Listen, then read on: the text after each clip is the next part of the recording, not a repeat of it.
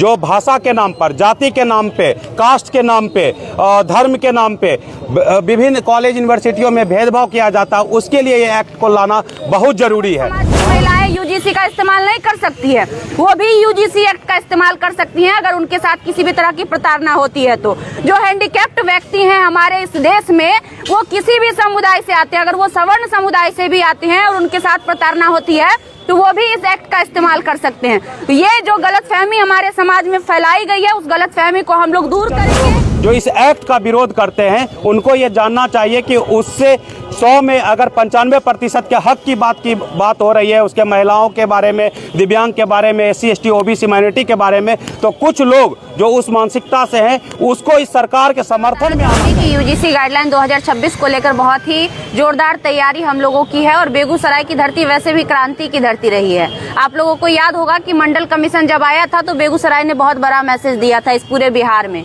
और एक बार फिर से मंडल 2.0 के तौर पर ये जो मिशन है, ये जो कल विशाल प्रदर्शन है, वो बहुत बड़ा मैसेज देने जा रहा है, क्योंकि तमाम बेगूसराय के सभी समाज सेवी, सभी बहुजनवादी, सभी देशवासी जो है, मतलब जो सभी जो देश से प्रेम करते हैं और जो छात्रों से प्रेम करते हैं, छात्रों से जुड़ा जितना संगठन है, SC ST OBC मोर्चा, तमाम लोग जो हैं इस प्रदर्शन में कल शामिल होने वाले हैं और बहुत बड़ी प्रदर्शन जो है कल शांतिपूर्ण प्रदर्शन होने वाली है, जो माल गोदाम से शुरू होकर जिला समाहरण न्यायालय दक्षिणी द्वार तक हम लोग आएंगे और सुप्रीम कोर्ट को हम लोग बाधित करेंगे कि इस यूजीसी गाइडलाइन 2026 को फिर से पास किया जाए, जिस पर स्टे लगा दिया गया है। मैं एक चीज और ये गलतफहमी दूर करना चाहूंगी उन तमाम लोगों का जो विरोध करते हैं ये सोचकर कि यूजीसी गाइडलाइन 2026 जो है बैकवर्ड और फॉरवर्ड की लड़ाई है। बिल्कुल नहीं बैकवर्ड फॉरवर्ड की लड़ाई है। अगर ऐसा वो सोचते हैं तो मैं साफ तौर पे कह सकती हूँ कि वो एकदम से गलत सोचते हैं। इसलिए गलत सोचते हैं कि जब आप इस बिल को पढ़ेंगे उसमें साफ शब्दों में लिखा हुआ है धर्म, जाति, मेल फीमेल, भाषा, राज्य, क्षेत्र, सभी के आधार पर अगर किसी भी आधार पर किसी को प्रताड़ित किया जाता है तो आप यूजीसी का इस्तेमाल कर सकते हैं।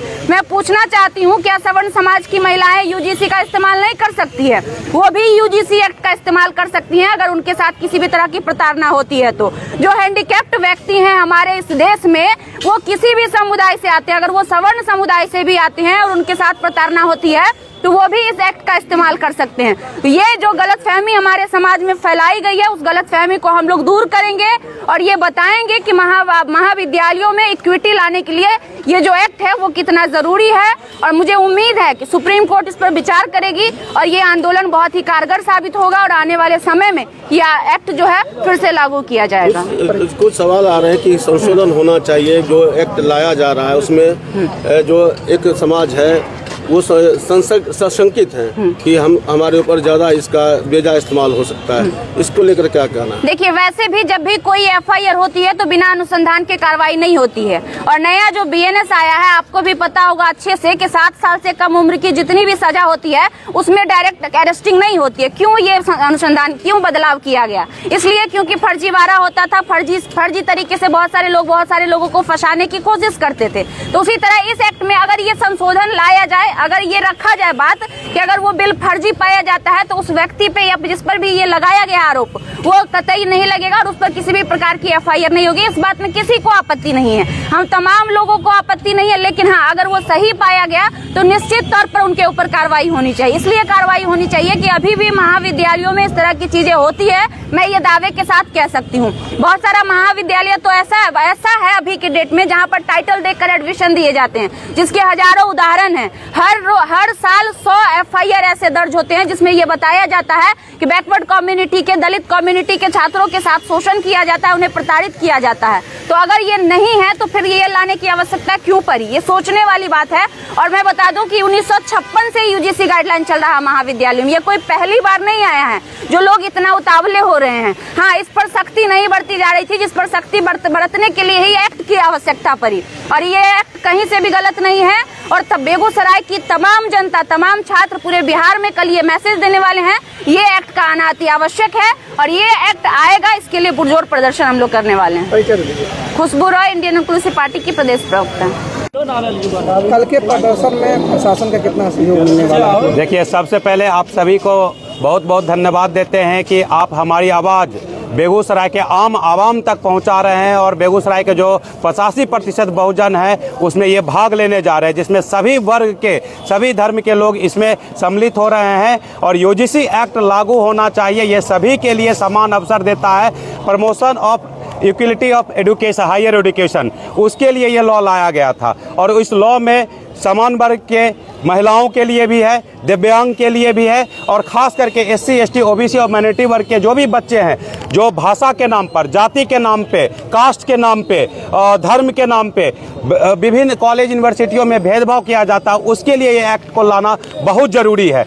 और आज के परिदृश्य में देखेंगे तो बड़े से बड़े विश्वविद्यालय हो, कॉलेजेज हो, वहाँ पे चाहे टेक्निकल डिग्री के लिए हो या बीटेक की डिग्री के लिए हो, वहाँ पे अगर नामांकन की बात करते हैं तो सभी वर्ग की भागीदारी 100% समान रूप से नहीं हो पाती है, जिसके लेके वहाँ पे उतरने के आप अवकाश के रूप में देखेंगे तो वहाँ पे वो जो भी पिछड़ा, अति पिछड़ा, दलित वर्ग के हैं वो ज़्यादा सफल करके उत्तीर्ण नहीं हो पा रहे हैं। उसके लिए ये एक्ट का आना जरूरी है, क्योंकि उनके साथ कहीं ना कहीं भेदभाव होता है। और इसी तरह का उदाहरण रोहित वेमुला जैसा एक एक्ट लाया गया था, रोहित एक्ट के नाम से, उस सुप्रीम कोर्ट के गाइडलाइन में ये एक्ट को लागू करने का प्रावधान बनाया गया था। पायल तवरी जैसी होनहार छात्रा को आज अपने मुकाम हासिल नहीं कर पाई थी, उसके लिए ये एक्ट का लाना जरूरी है कि उसका दूसरा कोई उदाहरण नहीं बन सके। तो आपके चैनल के माध्यम से यही अपील करते हैं कि ज़्यादा से ज़्यादा जो SC ST OBC छात्र युवा इस आंदोलन को आयोजन कर रहे हैं, उसमें हम लोग अपना नैतिक समर्थन दे रहे हैं और प्रशासन से आह्वान कर रहे हैं कि मेरी आंदोलन को पूर्ण रूप से संवैधानिक है और इसको प्रॉपर सुरक्षा मुहैया करते हुए माल गोदाम रेलवे स्टेशन बेगूसराय से होते हुए, ट्रैफिक चौक होते हुए जिला कार्यालय के दक्षिणी छोर पर यहाँ पे समापन किया जाएगा। मीडिया का संबोधन होगा और महामहिम राष्ट्रपति के नाम से उनका ज्ञापन दिया जाएगा जिलाधिकारी महोदय के द्वारा। तो हम यही मांग करते हैं कि ज़्यादा से ज़्यादा संख्या में सारे बहुजन भाई इस आंदोलन में शामिल हो और कर का आंदोलन को सफल बनावे। मेरा नाम विकास कुमार है, अधिवक्ता सा समाज सेवी है और हम लोग सरकार के समर्थन में उतरे हुए हैं। कुछ चंद लोग जो इस एक्ट का विरोध करते हैं, उनको ये जानना चाहिए कि उससे 100 में अगर 95% के हक की बात हो रही है, उसके महिलाओं के बारे में, दिव्यांग के बारे में, SC ST OBC माइनॉरिटी के बारे में, तो कुछ लोग जो उस मानसिकता से हैं उसको इस सरकार के समर्थन में आना चाहिए कि सरकार का एक्ट का जब हम विरोधी होकर सरकार के समर्थन में उतर के आ रहे हैं तो उनको खास करके समर्थन करके एक्ट को लागू करवाना चाहिए था।